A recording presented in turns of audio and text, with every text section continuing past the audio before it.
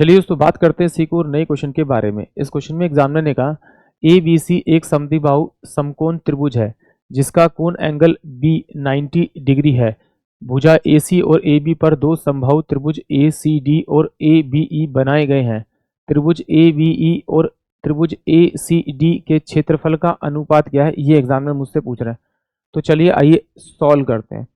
देखिए अगर आपको इस क्वेश्चन में इसकी फिगर के बारे में पता है, यानी समबाहु त्रिभुज के बारे में पता है, राइट एंगल ट्रायंगल के बारे में पता है, आइसोसेलेस ट्रायंगल के बारे में पता है और आपको समद्विबाहु त्रिभुज के बारे में पता है, तो इस क्वेश्चन को फिर आप ओरली ट्राई करेंगे। कैसे?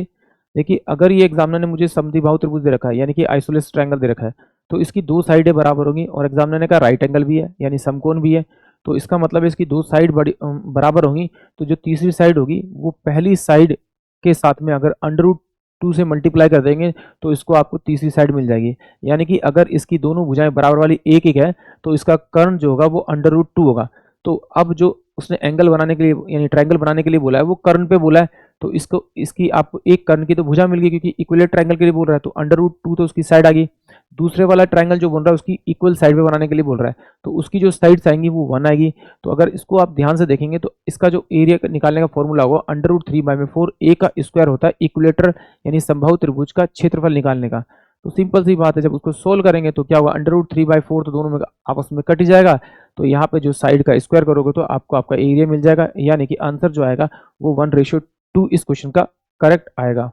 चलिए एक बार तो समझते हैं तब और अच्छे से आएगा।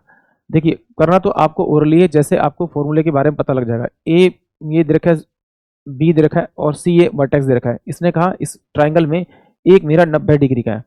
अगर मैं मान लूँ कि ये वाली साइड मेरी 1 है और ये वाली साइड मेरी 1 है, तो ये मेरे पास में अंडर रूट के अंदर मेरे पास 2 हो जाएगी। यानी कि अगर आपको एक आइसोलेस राइट एंगल ट्रायंगल दे रखा है तो कुछ नहीं करना, जो उसकी सेम साइड है उसको आप 2 √2 से मल्टीप्लाई करके लिख देंगे तो आपको उसकी हाइपोटेन्यूज यानी कर्व मिल जाएगा। अब एग्जामिनर ने कहा कि जो उसकी हाइपोटेन्यूज है उस पर उसने क्या किया, एक ट्राइंगल बनाया और वो जो ट्राइंगल बना वो राइट एंगल ट्राइंगल बना, और राइट एंगल ट्राइंगल की सभी जो एंगल्स होते हैं वो बराबर होते हैं, और अगर सभी एंगल बराबर हैं तो उनकी साइड्स होंगी वो भी बराबर होंगी, यानी कि ये भी √2 होगा और ये भी √2 हो जाएगी इसकी साइड।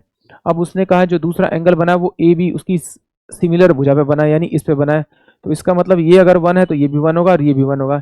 इसको बोलेंगे ये एंगल है 60 डिग्री का, तो ये भी एंगल 60 डिग्री का और ये भी एंगल 60 डिग्री का होगा। ये मेरे पास में इक्विलेटरल ट्रायंगल है, ये भी मेरे पास में इक्विलेटरल ट्रायंगल है, तो यानी कि दोनों का जो एरिया होगा वो सेम होगा। मतलब फॉर्मूला √3/4 a का स्क्वायर, इसके एरिया निकालने का फॉर्मूला होगा, इसमें भी √3/4 और a का स्क्वायर, ये भी इसका सेम फॉर्मूला होगा। इसमें ये तो मेरे पास सेम सेम है, कट जाएगा, इनकी साइड अलग है तो साइड यहाँ रख दीजिए। एग्जामिनर ने मुझसे कहा पहले ए बी और ई के बारे में कहा, फिर उसने ट्राइंगल ए सी और डी के बारे में कहा है, तो ए मेरे पास में ए और ये क्या जगह ए डी और सी ये होगा मेरे पास में, तो ए सी डी कितना मेरे पास में आपका, इसकी साइड कितनी है √2, तो इसका स्क्वायर कर देते हैं। इसकी साइड कितनी है 1, इसका स्क्वायर कर देते हैं, तो 1:2 इस क्वेश्चन का करेक्ट आंसर आएगा। यानी कि ऑप्शन जो मेरे पास में सी होगा वो इस क्वेश्चन के लिए करेक्ट होगा।